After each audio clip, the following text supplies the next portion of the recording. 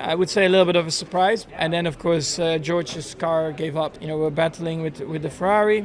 Listen, guys, the Canadian Grand Prix just happened, and honestly, I don't even know where to start because this race had everything. A stunning victory, a heartbreaking retirement, a championship swinging moment, and on top of all that, Lewis Hamilton and Max Verstappen going wheel to wheel like it was 2021 all over again. Hold on, because before we get into everything, let me show you why this race in Montreal might genuinely be the most important race of the 2026 season so far. We're covering 3 massive storylines today, the supporting drama, and at the end, I'm giving you my honest opinion on where this championship is actually heading. So, let's get into it. Hamilton versus Verstappen, the battle we all needed.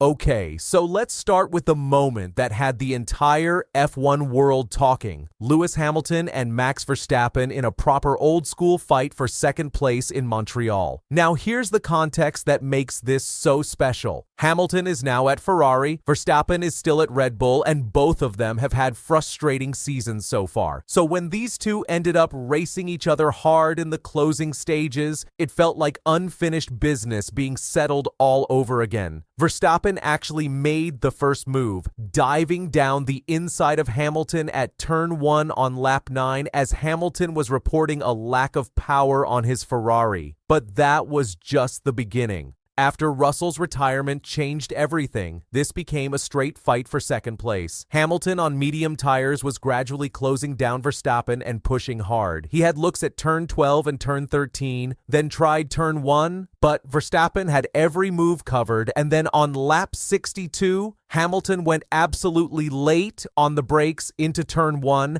around the outside and pulled off one of the cleanest overtakes you'll see all season to grab second place. Verstappen didn't give up though and kept the pressure on right to the checkered flag, even getting a run out of the chicane on the final lap trying to get the position back. Hamilton held on. Second place, best result of his Ferrari career so far. The two of them pushed flat out and it was just brilliant racing.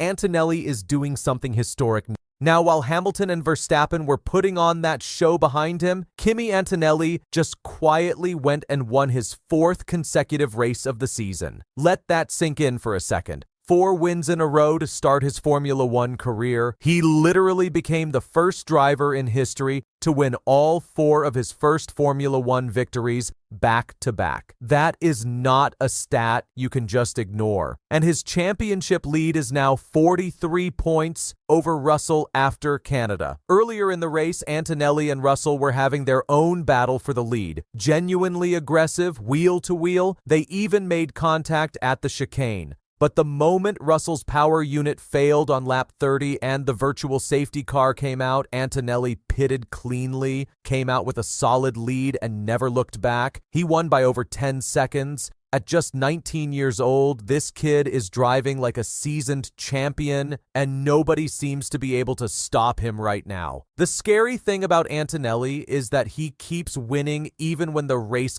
gets messy around him. That's not luck, that's just pure class from a driver who looks completely at home in Formula One already. Russell's nightmare and what it really means.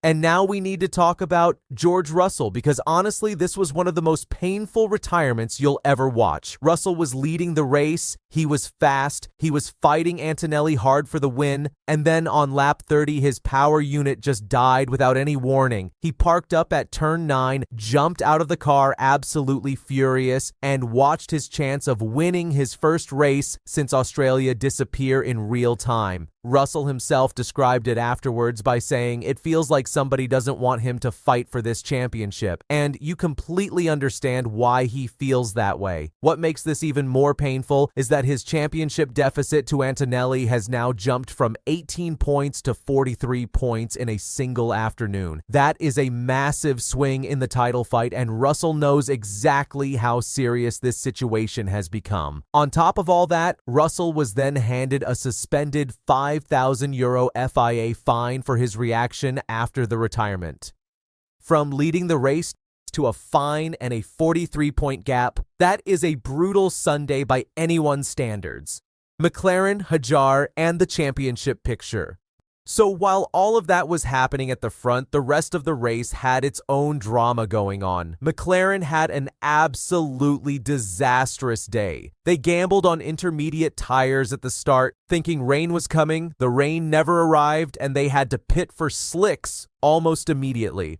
Piastri ended up 11th after also collecting a penalty for hitting Albon, and Norris didn't even finish the race. McLaren described it themselves as looking like idiots with their strategy, and honestly, that's a fair assessment of what happened. Then there was Isaac Hadjar closing the door very aggressively on Leclerc heading into the Wall of Champions chicane, which sparked a whole investigation and ended with Hadjar getting a 10-second penalty and having to publicly apologize to Leclerc afterwards.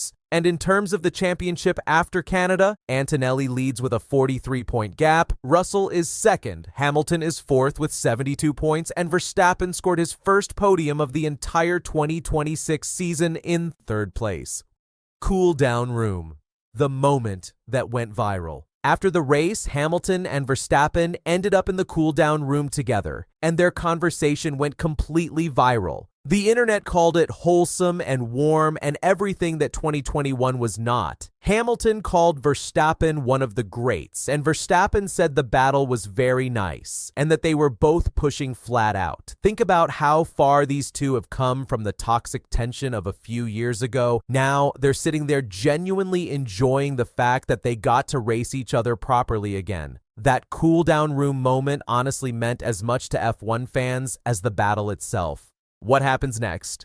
All right, guys, so to wrap it all up quickly, Antonelli wins again and is now 4 from 4 in his F1 career. Russell suffers a devastating DNF that hands his rival a 43-point lead. Hamilton delivers his best Ferrari result with a stunning late overtake on Verstappen. McLaren have a strategy disaster, and we get one of the best driver battles of the season. My honest opinion, Hamilton looked more dangerous in Canada than he has all year, and if Ferrari can sort their power deficit out before Monaco next weekend, I genuinely think he can challenge for the win. But here's the question I want you to answer in the comments. After Canada, do you think Antonelli's championship is already unbeatable, or can Russell still come back from 43 points down?